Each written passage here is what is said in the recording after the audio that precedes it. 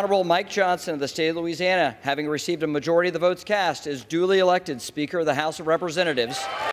Kalataw kelen kɔfɛ kan 209 de sɔnna kan 220 cɛma. Républicain ka bɛrɛbɛrɛli tɔn minnu bɛ États-Unis wasablon chambre kɔnɔna la sera ka ɲɛmɔgɔ kura sɔrɔ kunɲɔgɔn 3 o samasamali ni kumaɲɔgɔnya kɔfɛ min tun koɲɛ gɛlɛyara kosɛbɛ walasa ɲɛmɔgɔ kura ka se ka sɔrɔ u fɛ. Wasablon ɲɛmɔgɔ kura Républicain ka bɛrɛbɛrɛli tɔn tɔgɔ la kɛra Mike Johnson ye ni Ameriki jamana ka kokɔrɔw la fasabagaba don. O kosɔn Ellis Stefanik bɔra k'a ka hakilinaw di a koɲɛ kan. A ko a man of deep faith, Mike epitomizes what it means to be a servant leader. Mɔgɔ do limaniyaba bɛ mɔgɔ min na. Mike ani dɔnniyaw bɛ ɲɔgɔn fɛ min bɛ ɲɛmɔgɔya kofɔ wa a labilalen don waati bɛɛ lajɛlen ye ka ɲɛsin mɔgɔ wɛrɛw dɛmɛli ma. Soronadonikɛla don min ka baaraw lajolen don kosɛbɛ wa a bonyalen don. Mike a y'a ka ɲɛnamaya ni baara fanba bɛɛ lajɛlen bɛn an ka koba kɔrɔw la kanali ma. Ameriki jamana ɲɛnamaya, kanabilali ani fɛnɛ ka fara hɛrɛ ɲinini kan. Ameriki wasablon tun labilalen don a yɛrɛ ma min tun ma se ka ɲɛmɔgɔ kura sɔrɔ k'a sabu kɛ sariyaw la kɛɲɛlibaliya ye kabiri octobre kalo tile 3 o don kɛra Ameriki républicain ka bɛrɛbɛrɛli tɔn ɲɛmɔgɔ kɔrɔ Kevin McCarthy ale ka baara walan sɛmɛdon ye min fɛnɛ kɛra siɲɛ fɔlɔ ye ɲɛmɔgɔ ka to baara la a bolo ka sama ka bɔ a ka caw la ko kɔrɔla fasabaga mɔgɔ 8 minnu bɛɛ lajɛlen bɛ a ka bɛrɛbɛrɛli tɔn kɔnɔ ka fara démocratew ka bɛrɛbɛrɛli tɔn cɛbɔw kan bɛɛ lajɛlen bɛnna kan kelen ma ka a bolo bɔ a ka caw la k'a sabu kɛ dan sigili ye sariya sen minnu sigilen don nafolo ko kun kan Ameriki jamana fanga kɔnɔ o bɔli a ma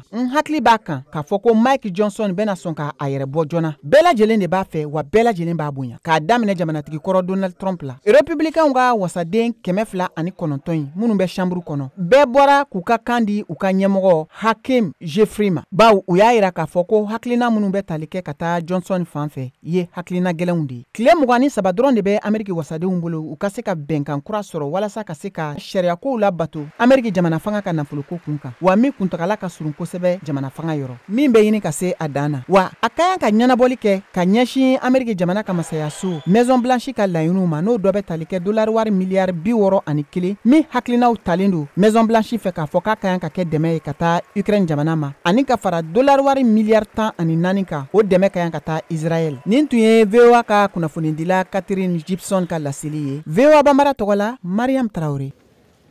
Yep. There we go.